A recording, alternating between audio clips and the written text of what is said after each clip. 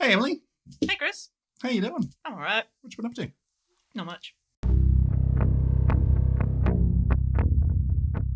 Syzygy, episode 100.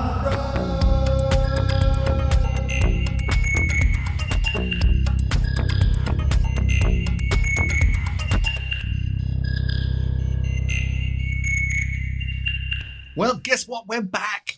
We're back. Emily, episode 100 of Syzygy. How long has it been? Who are you again? Where are we? What are we doing? How do we do this anymore? The good thing is we've got cake, which is always important for any Syzygy, and also for episode 100. Woohoo! Apologies for the break. It's been a while. I'm not apologising. Well, okay. I got a son out of it, you know. Well, no, fair enough. I mean, you did have a certain amount of skin in the game, as it were, on this one. For those of you who haven't been paying attention, we had a bit of a break. I'm not entirely sure when episode 99 was, and that was just me, and 98 was even before that. But we are talking many months. And the main reason for that is because Emily's been a bit busy. What's been going on, Emily? Well, I had a little son. You did? I did. How's all that going? Yeah. Turns out children are a lot. Yeah, they are. I could have told you that if you'd asked. And even then, you wouldn't have believed it. But now you know. Yes. But not content just to have a small human child, but you then picked up that small human child and took them literally to the other side of the world. I mean, I think if you were to drill a hole through the earth from where we are right now here in York, UK, you would pop up somewhere near New Zealand, and that's where you've been for the last how long?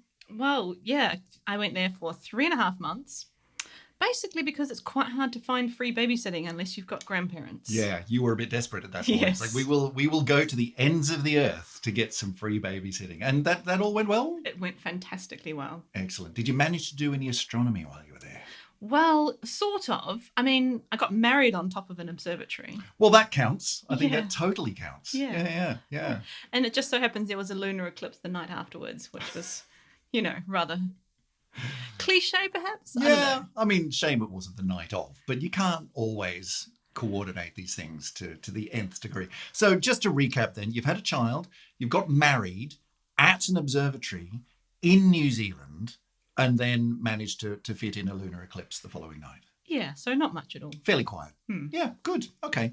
So what does one do then after an enormous amount of time off when you get back together for episode 100? Well, look, if you were to go back and listen to our previous episodes building up through the 90s, probably as far back as the 80s in Syzygy, then we were talking a lot about a particular, very exciting, and at that point, in the future space mission. What are we talking about, Emily? What was really exciting that was coming up in the past history of Syzygy?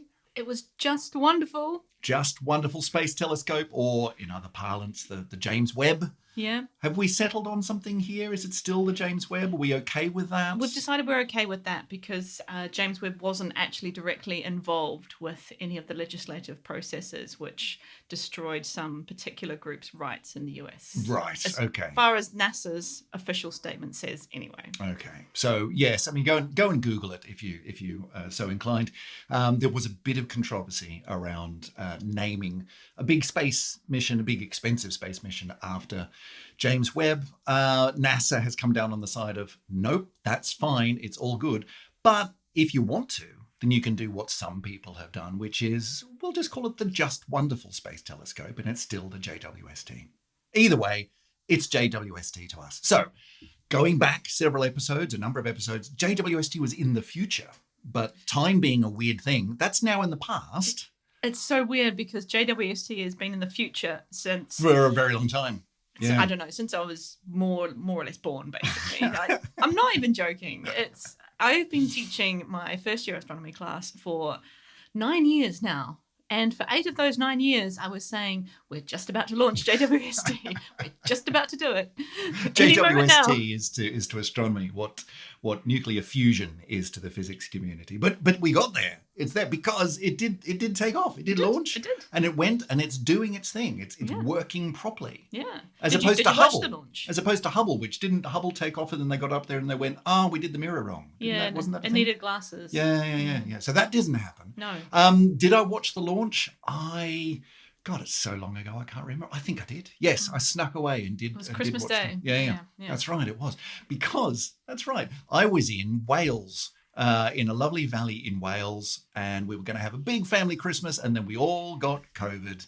And we were all sick as dogs. And I said to everyone through my COVID haze, hey, guess what? This thing's going to take off and it's really exciting and science and nerdy. And my whole family went, it's great. Just, can you do that over in a corner, please? Because we're dying here. Oh, okay, fine. So I watched it on my phone by myself. But it was very exciting. Did you watch it? I did watch it, yeah. In between some courses of Christmas lunch, it was just my and then fiance and myself and my big bump at that point. So we decided to have the Christmas, just the two and a bit of us. And yeah, it was brilliant because we just did what we wanted, really, actually. Highly recommend, you know. Yeah. Yeah. Yeah. Would solo Christmas again? Absolutely. Yeah. Absolutely. Good. But So- more importantly, JWST is up and it's doing its thing. It is, yes. And it's had a long period of, okay, let's just get into position. And into position is a special place. It's L2, Lagrangian point 2. L2, which just remind us, what's a Lagrangian point again? So it's a special point in orbit. So in general terms, it's a gravitationally kind of just nice, sweet spot. But when we talk about the Lagrangian points for the Earth, in effect, they are places where if you stick something, they will go around the sun at the same rate as the Earth goes around the sun. Right. Okay. So it's a very sensitive, careful, and clever balance of the gravitational attraction of the Earth and the sun, and you get these special points. And that might sound like, oh, okay, I can imagine there being one place where that's in balance, where the sun's pulling one way, the Earth's pulling the other way, and you just stick it there and you're done. But it turns out there's, like 6 of these or something? Yeah, 5, yeah. There's like a bunch of different places where if you triangulate everything, then everything's pulling in just the right way, that you put it there and it stays there. And it just goes around in the orbit at the same rate as the Earth. No, it's brilliant. They're very, Which is very kinda handy. cool. Yeah. Yeah. So at Lagrangian point 2, if you can imagine, there's the sun and then there's the Earth, and Lagrangian point 2 is on the opposite side of the Earth to the sun. Now, normally that would mean that it's got a much longer orbit around the sun, but Because because it's further out. yeah, but basically the Earth's gravity just drags it along, so it keeps it in line with the Earth, so we can keep talking to it, keep downloading all the beautiful images, but the Earth is kind of in between the telescope and the sun, so it's kind of shielding it a little bit from Right. So that's brightness. that's handy, but it also means that it's not in orbit around the Earth, which means what? That we can presumably keep it focused on one point in the sky for longer. It's easier to do that. It's easier. It's nice and cold. It's a Right. bit darker. Yeah. So yeah, you get much better images if you're doing particularly these deep space infrared images, which is what James Webb is built to do. Yeah. So it's up there and it's doing its thing and it's gone through all of its tests, which is fantastic. So for the rest of today, we are going to do a big download of, so what's been going on? What did I miss? What did I miss?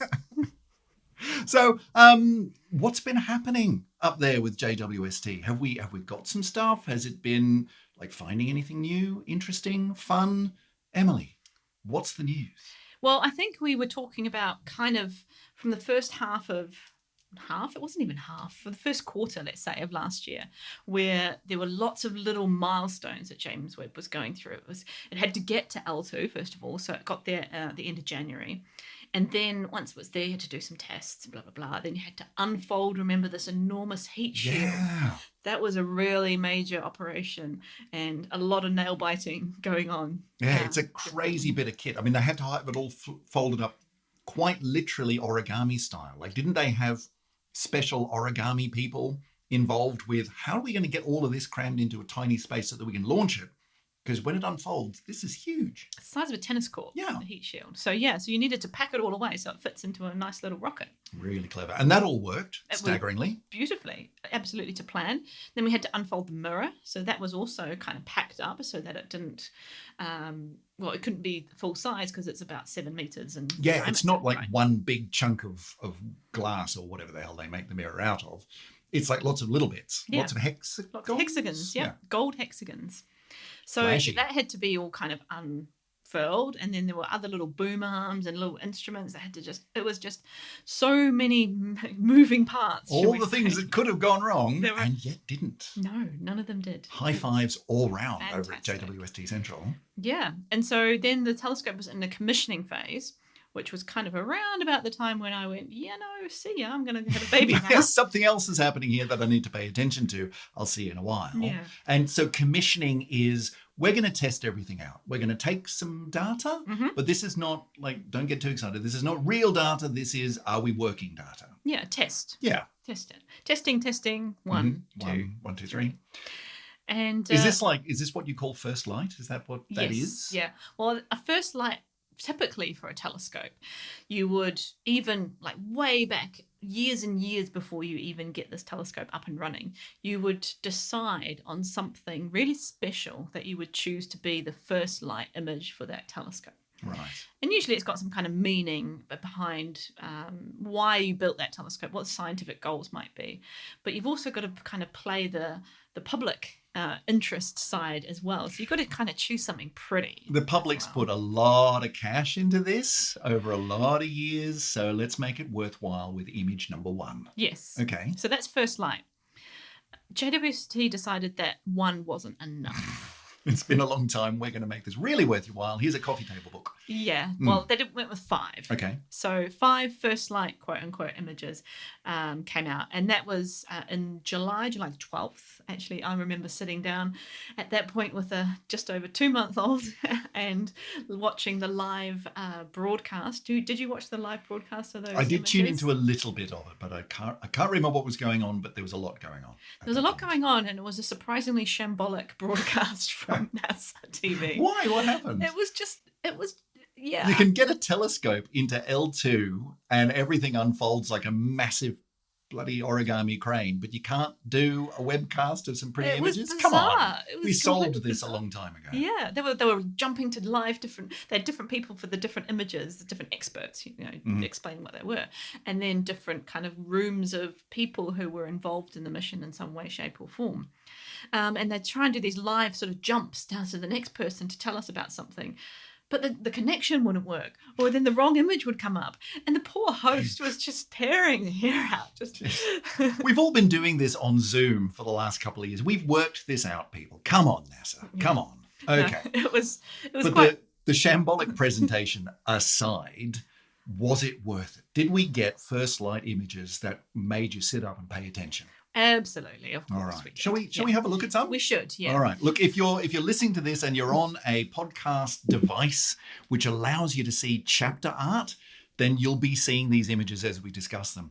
If you're not, then check out the links in the show notes and you can go and sort of follow along as we go and then get yourself a better podcast player. That's all I can say. So, image number 1. Yeah. Now, this is actually a prequel in a sense. Okay. Because I told you that July the 12th was when all the images were released. For some reason, the President of the United States of America released image 1 on July 11th. Probably because they were going to show, I don't know, the White House the day before and decided nobody could keep a secret. Yeah. Although... Well done. Good work. I don't know exactly what was going on and there. all the people at NASA just went, it's the president. We have to let this one through. Okay, good. No, it's good. That's fine. That's fine, sir. Good. Well done. Yeah. Yeah. So actually, first image came out the day before. Right. And it was this particular one, which I'm not going to lie, I think is one of my favorites. Okay. So I'm looking at this here on Emily's computer screen, and it's a square image. There's a big, bright, spangly star. There's a few bright, spangly stars, but one big, bright, spangly star sort of almost in the middle. But surrounding that are huge numbers of what I can only imagine are galaxies. So take us through it, Emily. What are we looking at? So, yeah, this is what they call Galaxy Cluster SMACS. Good name. Yeah, SMACS. I haven't looked up the acronym for that one. I'm gonna go do that for homework. SMACS 0723. Now, this is the equivalent of the Hubble Ultra Deep Field. So this is James Webb kind of showing off what it can do in terms of deep field imaging. So the Hubble Deep Field, or the Ultra Deep Field, or whichever, anyway, whatever it was.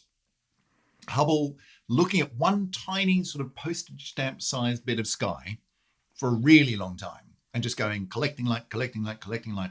And what looks to us like that's just a blank patch of sky, there's nothing there. Turns out it was full of galaxies, loads and loads and loads of galaxies. Turns out, Emily, I don't know if you know this, the universe is really big and it's full of stuff. Exactly. Like big spaces between them, but it's really big. So there's lots of stuff out there. Loads of galaxies, and it kind of blew everyone's minds. Like, oh my God, every single dot in that picture, here's a galaxy full of billions of stars. Like, that just does your head in. This is the JWST equivalent.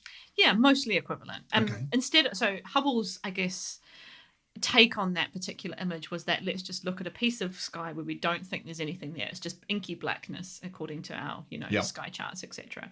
And hey, there's like turns out billions of galaxies in this and direction. they knew that, but this was the first time that we were able to sort of really hit that one home, right? Yeah, exactly. Whereas this one, I think, is a little bit sneakier in the sense I think they chose a galaxy cluster because they knew it was going to look fabulous. Again, we're selling this one, Yeah. right? We want a really good picture, so let's look somewhere where we know we're going to get a really good picture. And I got to say, it does not disappoint. I mean, there are thousands of galaxies in this picture.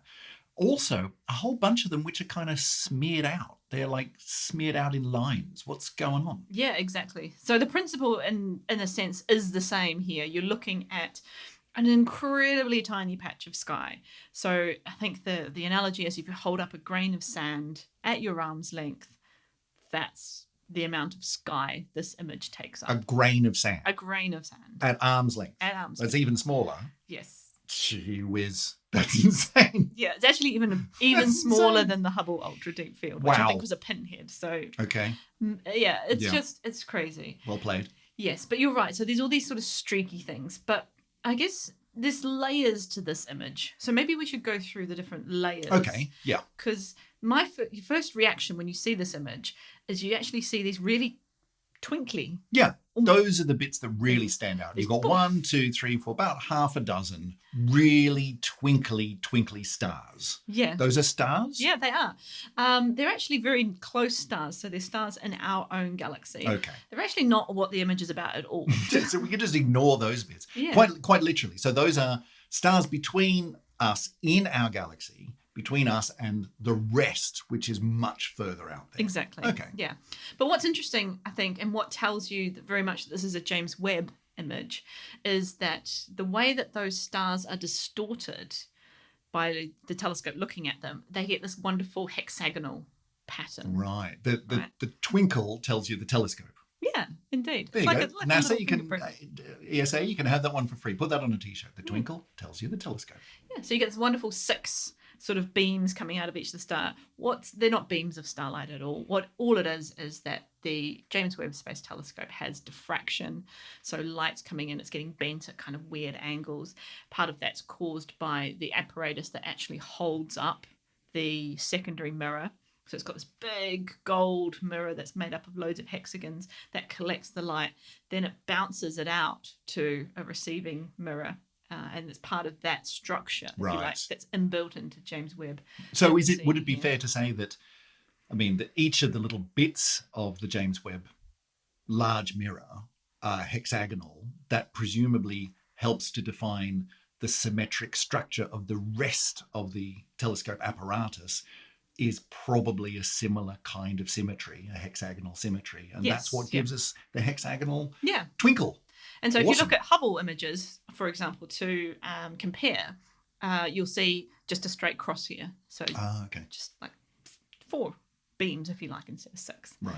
So. And is that because Hubble's just got it's just across and up and down bars? Yeah, holding onto the secondary mirror. Yeah. There you go. Okay, so ignore the twinkle from now on. So let's remove that layer. Imagine that those are kind of you just delving into the image, and those are just part of the background. Yeah, turn off that layer on Photoshop. Yep. Yeah, exactly.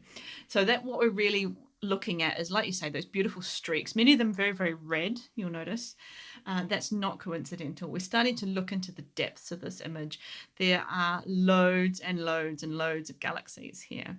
And some of the oldest galaxies in this image have been identified to be, well, the light left those galaxies something like 13.1 billion years ago. Okay, now hang on. Hold on. How old is the universe? 13 point... 6-ish. So that's almost all of it. That's Yes. almost all of the age of the universe. Yes. Wow. Okay, they're quite These old. are some of the newest galaxies that were formed in Earliest. the Some of them. earliest, Yeah. in the universe. Wow. Okay. And then, so that taken the light, these tens of billions of years to get to us. And so you're seeing it, really those teeny tiny little dots that look in the background that look like they could be just another little tiny star in the night sky. That's a galaxy. That little dot that's over there, that's just 1 pixel big. Yeah. That's a galaxy. Yeah. I mean, there are, in this image, right, there are big twinkly stars. There are things which are like, that's clearly a galaxy. There are things which are sort of galaxy shaped. But then there are these tiny little dots, and those are also galaxies. Yeah, so each of those tiny little Thousands of dots them. have billions and billions of stars in them. Yep. All right. Good. Yeah, and then you get all the smudging, which is almost like the middle part of the image. It's Right. the middle distance. And what's happening there is you've got galaxies which are in the sort of, let's say, mid to far part of the image. And then the light from those galaxies is traveling towards us. And once it's traveling towards us, it actually encounters the gravitational field of a galaxy cluster, and that light gets bent from the gravitational field of that cluster. Right. So this is gravitational lensing. So those different smeared out lines, those are images of, I mean, are some of them the same galaxy? Are they all the same galaxy? Are they? Some of them are the same. I think there's at least one duplication, although I couldn't tell you quite from this angle which one it is. Someone's probably worked that out, though. Yeah, exactly. So you get a galaxy which might have used to have been just a little kind of cigar shape. Maybe it was a spiral galaxy that you saw edge on or something like that. But then when it gets distorted, it gets really stretched out, and you get this very distinctive ring kind of pattern. They could have get distorted so that they're curved, and if you put them all together, you might get kind of a circle altogether. So that's a very telltale sign of the gravitational lensing that's happening at the galactic level. So it's not an individual galaxy that's causing that lensing, it's the whole galaxy cluster, and in particular all the mass that's in between the bright galaxies that we might see. So there's a load of dark matter that's causing that. God, there's so much in this image, isn't there? It just carries on. There's so and on much and that you on. can see, and then the bits that you can't see, but that give you the bits that you can see. God, it's just so layered. It's amazing. Yeah. So it's a brilliant choice, I think, for a first light image. Look, Absolutely I can love see it. why, if you were president, right, you'd go, you know what, I don't care. I'm putting this out. This is awesome. I want my name on this one. Putting it straight to Twitter. Damn right. Yeah. So it was a wonderful choice. So I think, tops to JWST for this one. It's excellent. Good work. Okay, so that's the first one off the bat. That's just the first one. I mean, as far as I'm concerned, that's paid for itself. Yep. Good work. Excellent. But we have more. We have more. But wait. So the next one that was released was the Carina Nebula. Oh, yes. Okay. Now, if you're more of a kind of a nebula kind of person, you're used to looking at Hubble images of, say, something like the Pillars of Creation or the Orion Nebula, the Rosette, these really classic, beautiful, put up on your wall images. I've probably got several of them already up somewhere on my office wall. So these are nebulae that look like they're like clouds, or almost like, looking at waves breaking on the beach from above or something like that. But there's, huge amounts of structure in these sort of very smoky nebulae. So what are we looking at? Yeah, so they're absolutely stunningly visually beautiful. And so it's not a coincidence that we choose to take pictures of Again, these things. this is deliberate. Yeah. You've got the beautiful blue colours, and then you've got these kind of, from the if we look from the top down, you've got the sort of dark black at the very, very top. That's kind of just like normal deep space. That's space. Yeah. Yeah, we all know that. Space is black. Yep. Then you've got this kind of blue, ethereal, wispy sort of colour. And then you come to the much more kind of partially solid, but a little bit transparent as well. And that's the reddy orange kind of cloud, if you like, of the nebula. It almost looks biological. Like, it almost looks like you're looking through a microscope, not a telescope. It's wild That's stuff. a bit gross. Yeah, I know, but No, so what we're looking at here is that it's a star forming region. Right. So we talk about stars coming from stellar nurseries, unlike babies that don't come from nurseries, but they go to nurseries. Go to nurseries. Especially when mum goes back to work. So you have these star forming regions, And what's happening is you've got clouds of gas and dust that collapse down and form new stars. But it's much more than that. It's much more than here's a bubble, it shrinks, and then you get a star. Because these star-forming regions contain so much material, you're looking at creating at least 100 stars. And in the case of these really huge nebulae, you're talking about hundreds of thousands of stars that can be born from these giant molecular clouds. So there's loads of stuff going on. Where did it come from, though? Well, I guess you mean the material? Yeah. Well, that's come from other stars. Old stars. Right. Old stars died, put out all this material, and so that then sits around, it coagulates, it sort of churns, and eventually it gets enough material together to gravitationally collapse under its own sort of weight per se. It's the stellar circle of life. Yeah. Isn't that lovely? And why you get these beautiful ridges, which is what they've taken the picture of really to show, is that once you've taken that star and you've collapsed it down and that star's been born, in this case you've got these really big bright blue stars that are putting out tons of ultraviolet radiation. And that radiation actually ionizes the surrounding area and pushes away some of the material as well. So you've got a bit of pressure coming from those photons. So you get this wonderful ridge, which is basically the star is like taking off its own curtain. It's lifting the curtain of itself, and exposing. So the radiation from the star is creating those ridge lines. It's sort of clearing stuff out of the way, pushing. Well, many it away. stars. It's many stars pushing. Wow, all these little sort of their own bubbles, if you like. So that's why you get the beautiful sweeping lines of the blue, which is the ionized gas, and then you get the kind of the denser, cooler molecular material that hasn't been ionized. And is the color real? Like, is that what it would actually look like, or are we sort of playing a few tricks here and looking in different frequencies and saying let's color that blue? Like, how accurate is that? It's a good question. What is real when it comes to color? No, I didn't mean it to be existential, but here we are. Well, it can be, because actually, are you talking about what we would see with our eyes as humans who have eyes that are sensitive to particular areas of the electromagnetic spectrum, i.e. particular colours? I guess I am. Yeah. I mean, I'm looking at an image and the question that's sitting in my head is, does it look like that? The short answer is no. Right. The longer answer is a little bit. Mm-hmm. So we are, as humans, our eyes are adapted to be looking at photons that come from the sun, which are largely in the green part of the electromagnetic spectrum. So we're most sensitive to green colours, green light. We're not particularly good at seeing the infrared, for example, or the ultraviolet, hence the infra and ultra. Right? Sure. They're outside of our visible range.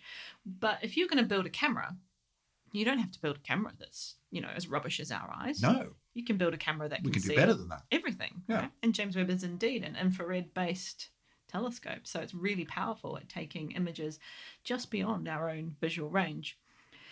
So what you would tend to do is you'd tend to take a load of images, because if you want to capture the ultraviolet part of the spectrum, then you might take a very different length of exposure than if you wanted to capture the infrared information that's in the same region, in the same picture. So you do filters. So you do different filters. You might do a blue filter, a green filter, a red filter, etc. And all of those filters will have different exposure times. But then if you stick them all together, then you get the image that we've seen here. Right. And so each of those filtered initial images, you might then say, okay, well, that bit we'll sort of put into the blues, that bit we'll put into the reds. Like, you could play around with those colors all you like. It could be grayscale if you want to. But the point is that you're able to see the structure, and the content there is, what's the structure that we're looking at. And then the color is just something that we get for free. Exactly. Yeah. So, analogy would be if you've ever done some photography yourself, and particularly if you've tried to take images of the aurora. This is a really good example where the camera does much, much better than your own eye. Right. Partially because you can integrate over a longer amount of time, but partially because the color sensitivity of, say, a digital SLR camera is much, much better than the human eye. Right. So you might see a bit of color in the sky, but if you take a picture, let the exposure go for a while, and because the sensor in the camera is built better than your eye anyway, that picture if you do it all right, is going to come back with, wow, that looks amazing. I don't quite remember it looking like that. Yeah, exactly. Yeah. Awesome. So what you might have seen is kind of wispy grey structures. They might then come out as reds and greens and all this wonderful stuff. So that's kind of the analogy. So, I mean, it's real. It's just, it's real for if we had better vision. Yeah, okay. I like that. Does it look like that? It does now. Yeah, Okay. exactly. Excellent. So it's a really beautiful image nonetheless. All right. Image number 3. Now, this is actually, I was kind of surprised to see this as image number 3. I instantly recognized it because it's one of my favorite images from Hubble to talk about when I was teaching a astronomy course on galaxies. Right. Okay. So let me just paint a picture for anyone who's not looking at it. We've got lots of black background space, again, filled with lots of things that I assume are galaxies. We've got a couple of twinkly stars. We'll ignore those. We know what those are. But the dominant part of this picture is a series of what look to be galaxies, but they're kind of smeared out. There's a lot going on in this picture. It looks to me like a galactic car crash. It's a good description. Yeah? It actually is, yeah. It's a bit of a galactic pileup. This is a set of galaxies, quite famous, known as Stephan's Quintet. Right. Huge favourite of amateur astrophotographers to take pictures of because they're quite big in terms of their actual size in the night sky. So it's a relatively easy target. But what, of course, James Webb can add to that is that let's just not just, take a little snapshot of this. This is an image which is as much about the camera capabilities of James Webb as it is about the pretty picture itself. Right. This is James Webb showing off now. Absolutely. Check this out. See what I can do. Okay. So this is the largest mosaic that's ever been made at the time for an astronomical image. It's about 1/5 the diameter of the moon. Okay. So that's, I mean, on the one hand, that's fairly small. But when you say it's a mosaic, you mean that's stitching together lots of images? More than 1,000 Wow. in this one. Okay. Yeah. So you imagine if you want to get a sense of how big that is on the sky, the moon is basically the same size as your thumb at arm's length, right? So it's about a fifth of that, which compare that to a grain of sand at arm's length. Yes, these things are all relative. So that's a lot. Yes. Yeah. And then if you add up, this is something like just 150 million pixels in this picture. Okay. So we're working hard here. We put a lot of this stuff together. So what is it? What are we seeing? So there are 5 galaxies in this image. There's actually more, but there's 5 sort of big booming. Yeah, I mean, I can see 1, 2, 3, 4, 5 bright central galaxy bits with lots of stuff smeared and smudged around the edge. Yeah. So the one that's the leftmost galaxy, that's kind of looks slightly different to the others. It's got more sort of structure in it. It's a kind of a bit bluier in some ways. Forget that one. Okay. That one's just in the way. Right. Okay. It's like one of the twinkly stars. It's there. We would rather it wasn't. Yeah. I mean, it's nice. Yeah. But, whatever. Good. Get out of the way. The 4 in the background are actually all in this cosmic collision. Okay. So we've got 4 galaxies, what we call interacting galaxies, combining, colliding. They've got streaks coming out of them as the stars get ripped out of their host galaxies. Yeah, I mean, they definitely look like something's happened there. That first one that we're now ignoring just looks like a galaxy. Yeah. But all the others are, something's been messing with these. Even the one down the bottom, which doesn't have the same kind of sort of red, smudgy stuff coming off it, but it almost looks as if it's been stripped of a bunch of stuff. Well, it's a lot brighter than you might expect such a galaxy to be, and that's because the gravity has kind of pushed gas together. It's driven a huge amount of star formation that wouldn't ordinarily have happened. So it's on overdrive. Exactly. Right. It's just going, whoa, with new stars. And they're all in this cosmic dance, which, of course, happens in incredibly slow motion from our perspective. But in terms of kind of even the universe's timescales, it's actually kind of marching on. Yeah, there's a lot going on here. Wow. So it's a beautiful image, and I was quite pleased to see this one because it's just fun, Well, I do love the idea that they chose this one because do you know what we could do to show off? Let's have a look at this one and we'll stitch it together and make this enormous detailed image and everyone will just go, wow. And mission accomplished. Well done. Yeah, absolutely. So it's a wonderful image. All right. Next one. So that's number 3. On to number 4. Right, number 4 is the Southern Ring Nebula. Now, it's hard, I think, not to interpret this one as perhaps a little bit of a na. So we've gone from showing off to actively taunting people now. Well, a taunting Hubble, let's Right, say. Right. okay. So the Southern Ring Nebula is obviously a Hubble object. It's this beautiful picture that Hubble's taken that you've probably seen in some form or way, shape in your travels. And so now James Webb has taken the same picture and said, hey, look, this is JWST's Hold My Beer picture. Yeah, okay. So you're going to describe it for us. Okay, so, well, we've got 2 images here. Which one's Hubble and which one's or are they both JWST?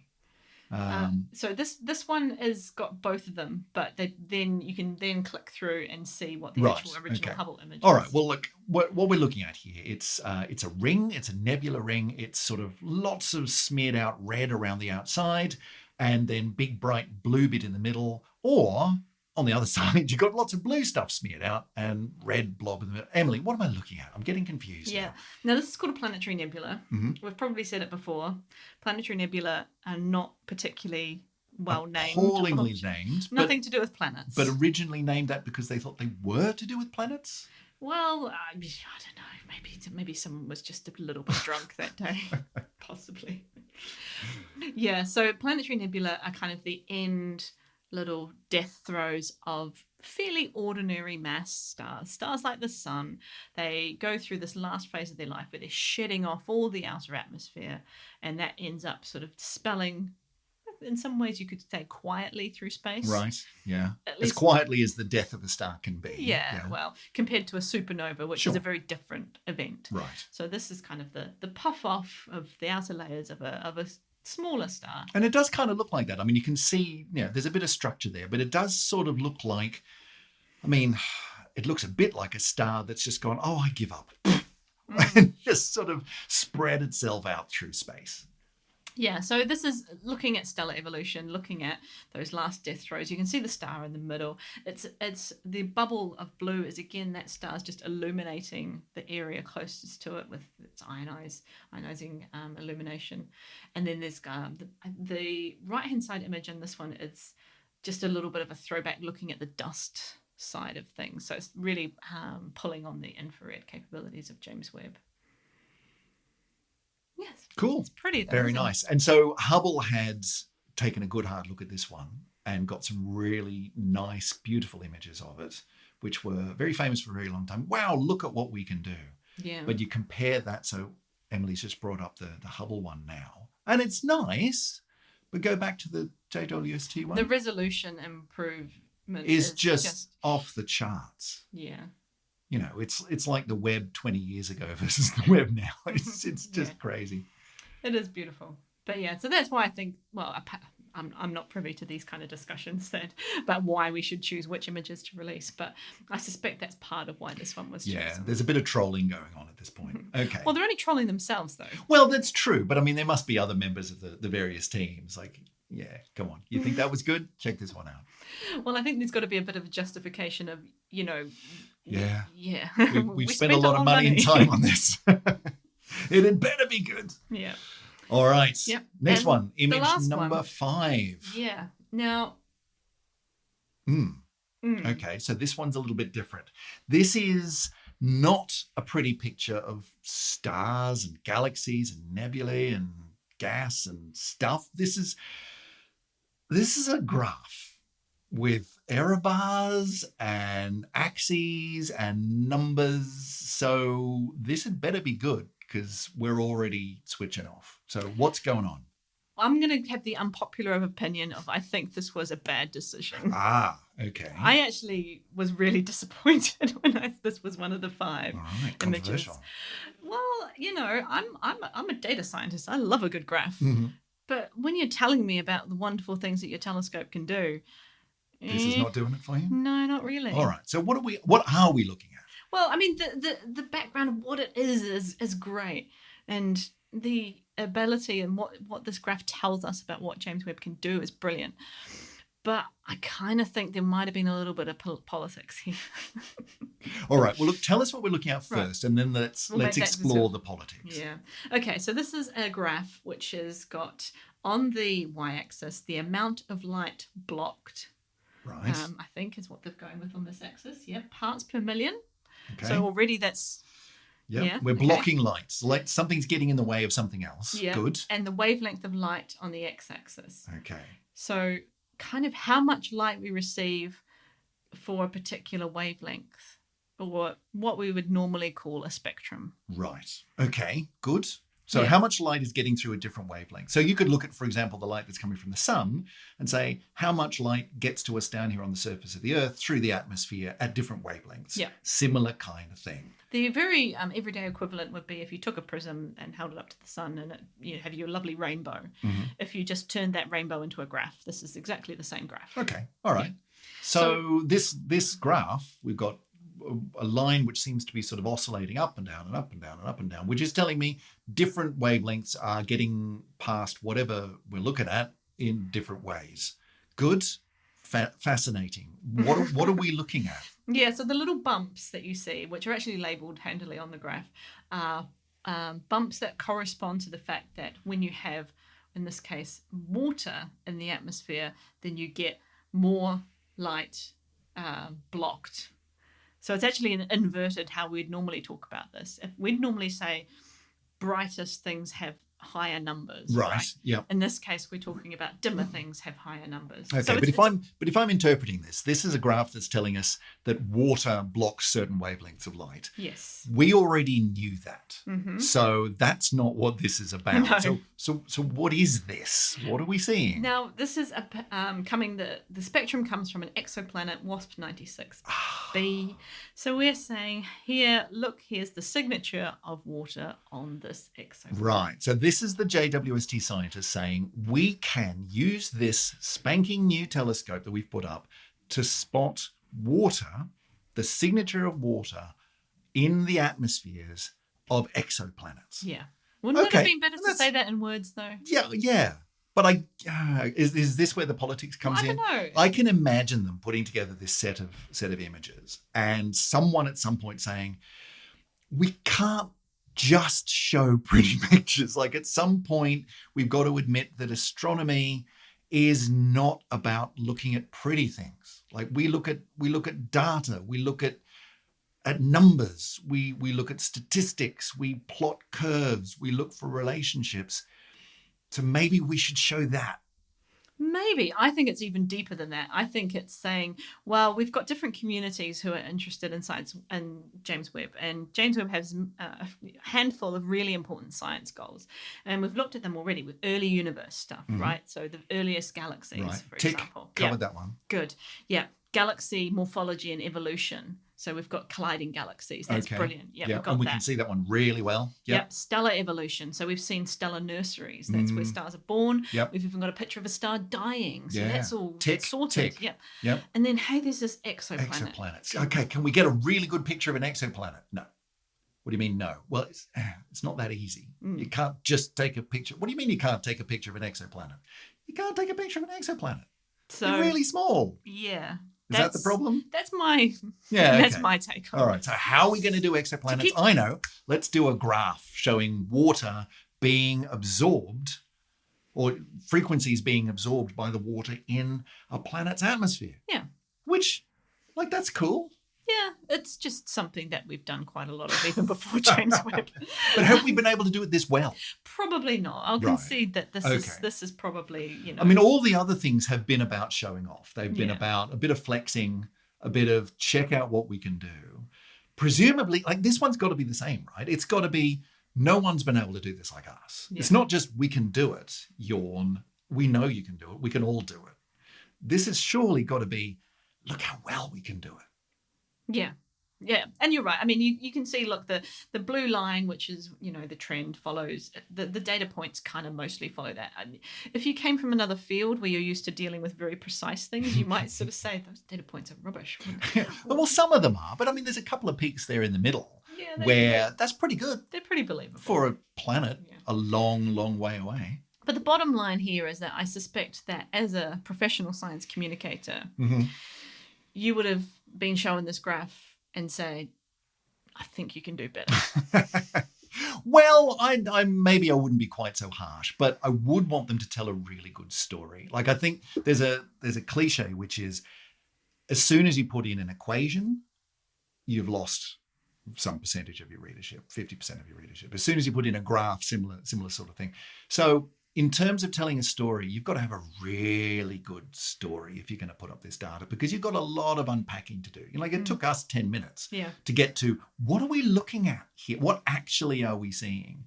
So maybe there was a better way to do that. But I can kind of understand the desire to show that it's not just about pretty pictures, because that's got to be eventually a bit galling to astronomers. I would think that maybe people think you just spend your days looking at beautiful pictures. Perhaps. But in some ways, you kind of want at least a bit of that to be out there, because nobody gets inspired by looking at my computer screen full of code. No, that's true. Well, I mean, some people would, but they're a very small minority. I can think of a couple of people in my family, but they're a very small minority. That's true. Yeah. Unless you've got an amazing story to tell, and that's just a background picture. So yeah, fair. Yeah. Fair. So I think that definitely these pretty pictures have a huge place. And to be fair, there are many fields in astronomy that do use those pretty pictures kind of as you see them, as pretty pictures. And from that, delve into the structures, delve into the numbers behind that exact image that you're seeing. So it's not completely falsifying what we're doing. Yeah, I think that's fair. So yeah. Well, so there we are. When I saw this one, I was just a little bit underwhelmed. Meh. I mean, at least they didn't lead with it. No. At least this wasn't the first one out of the It gate. actually wasn't the final one either. It was buried somewhere in the middle of the releases. So yeah, okay. Now I must keep the data nerds happy. As a kind of apology to all the exoplanet scientists working very hard on James Webb. There have been at least 2 amazing discoveries since the release of these. I want to be absolutely clear. We are not bagging anyone who is really interested in this stuff. Like, if this really does it for you, that's great. I think it's awesome too. Just as a choice for that first 5 set of pictures. Yeah, exactly. Maybe. Yeah. So I think now if we're going from here, we've done our first sort of 5. I thought, well, that's a little bit passé, right? July was some time ago. It's worth pointing out we're coming up to the hour. Yep. So, well, let's have a think about how long we want to go for, how much we want to put in now, and then what we sort of forecast for the end. Yeah, I was just going to do the recap on the new discoveries, compartmentalize those, and do the ton of tantalizing. Great. That's the parcel that we're going to do that time, and that's the parcel. Yep. Awesome. Cool. So July was 7 months ago. Yes, staggeringly. Yeah, it's now 2023 apparently. I measure everything now by my child's age. That's a parent thing, isn't it? It very much is. Yeah. Until you can't remember their age or your own age anymore, and then you're just a bit buggered. But enjoy it while you can. So that was a long time ago. That was when my child was very small. Yeah. My child is somewhat bigger now. They do that. Yeah, and there's been a lot of astronomy that's happened since those images. And we're just over a year.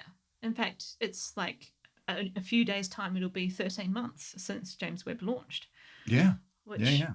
It's pretty incredible, really. A whole year. Yeah. Well, a year since it got into position, basically. Yeah. Yeah. Exactly. And the useful thing about a year is that, first of all, people start to say, look back and do kind of a hindsight review of the first year of James Webb.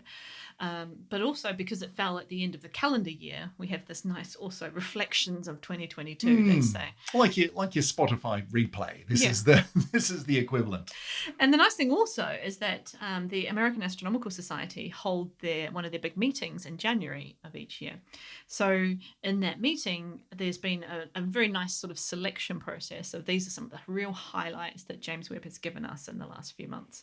So all the work of summarising what's been great and come out in the last, year of James Webb has been done for me, which is nice. And that must have been a really cathartic thing for the people involved. Like, if you think about how many decades has this thing been in the works?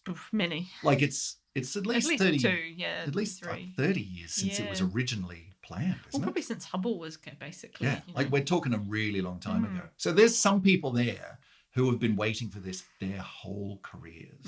So to get to the end of that first year of here's what's been going on, that must just be amazing to sit there in the audience and go, it's working.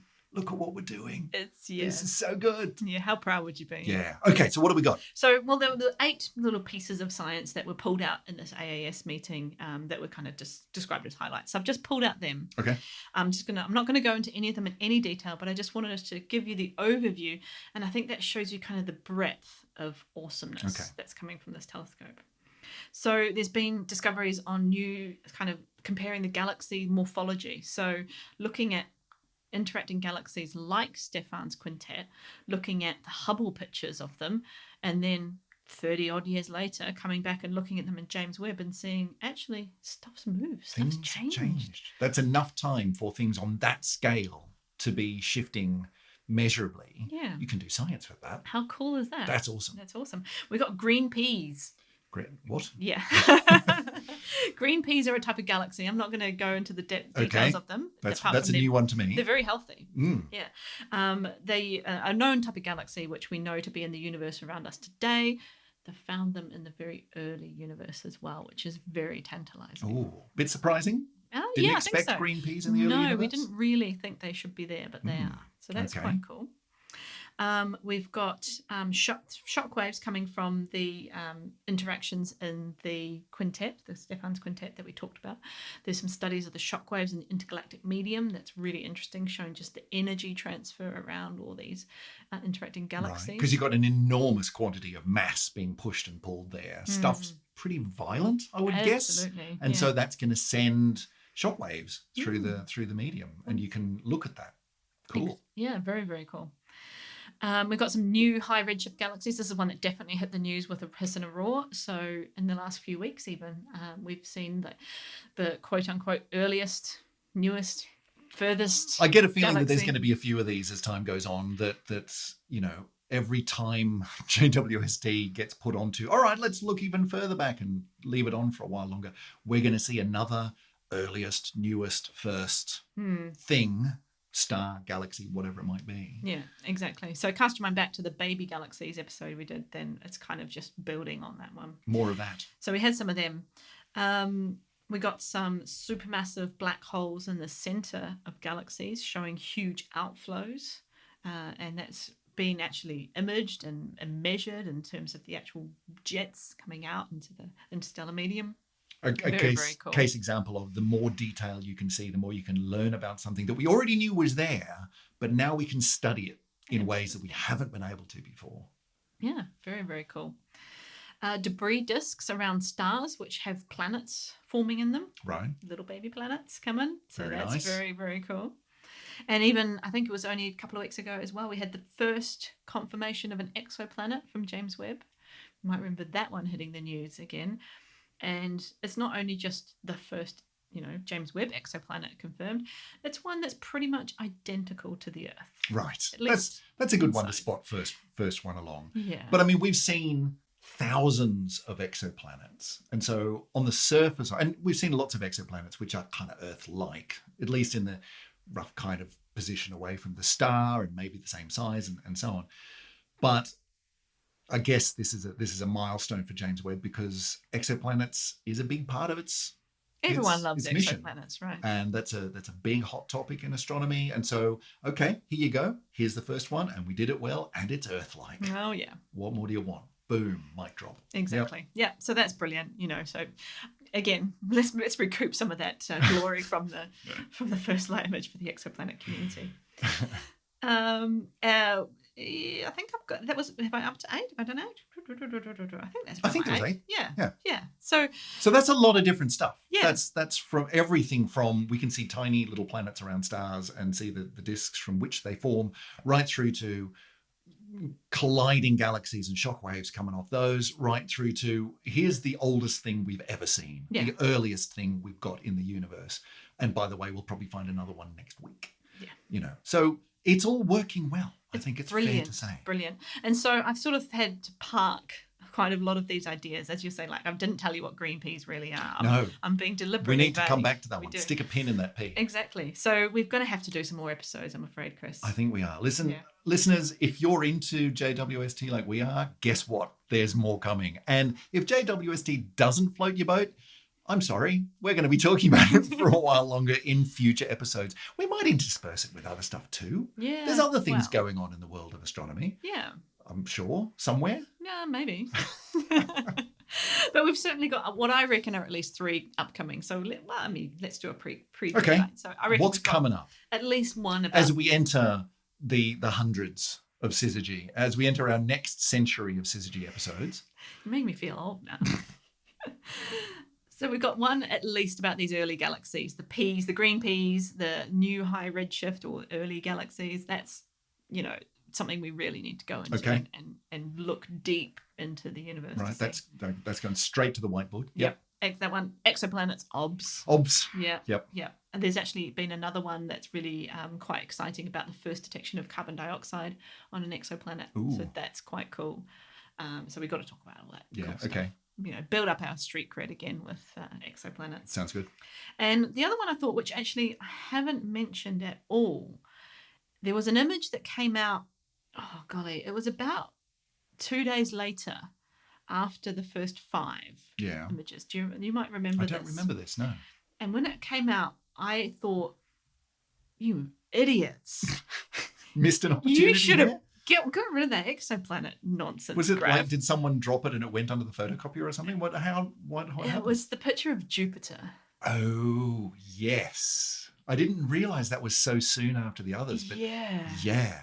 What a stunner. Yeah, absolutely beautiful. Yeah. So, and just fascinating. You can see aurora on the north and south poles of Jupiter. It was just glorious. It was almost like by the way, we can see really close things too. Yeah. Check this out. Oh, really? I know. Really? I know. It was like, okay, all right. Yeah. So we got to look at Jupiter and is that a major part of its mission remit? Is it going to be looking at stuff nearby, Absolutely, or was that just let's just go and do this? No. There's stuff like we don't know that much about our solar system, really. It's a bit embarrassing. So, in the infrared, there's some really important stuff to do. There was a great bit of research, which I'll put in the solar system episode, about Enceladus and water plumes coming from Enceladus. Because when you get a better infrared telescope, there's so much you can do. A better telescope is a better telescope. Doesn't matter what you're looking at. Hubble did heaps of solar system. Yeah, work, that's true. right? Some of its best pictures are of the big planets. Exactly. Yeah. So, there's loads of stuff to drill into there. So I just love the fact that they dropped it a few days later as, then there's this. What? Are you kidding me? Yeah, no, that should have been a headline. Everyone loves Jupiter as well, right? Yeah, maybe drop the graph and put that one in. Exactly. Sorry, graph lovers. Anyway, so that's I reckon at least 3 upcoming Syzygy episodes for those who can bear to wait.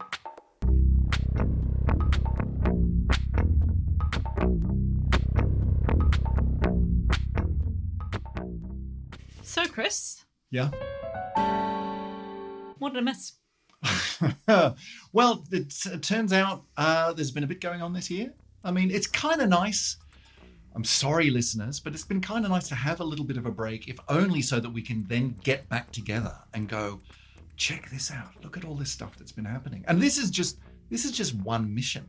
I mean, yeah, it's the big mission. It's not just JWST. It's JWST. But there are other things too. There's so much that we should get our teeth back into, I reckon. Not just the cake, absolutely. The astronomy too. Yeah. But it kind of strikes me that, and I really have to apologise here, we've gone all the way from the beginning of this episode, all the way to the end. I didn't actually ask you what you've been doing in the last few months. Look, not much. Been pretty quiet.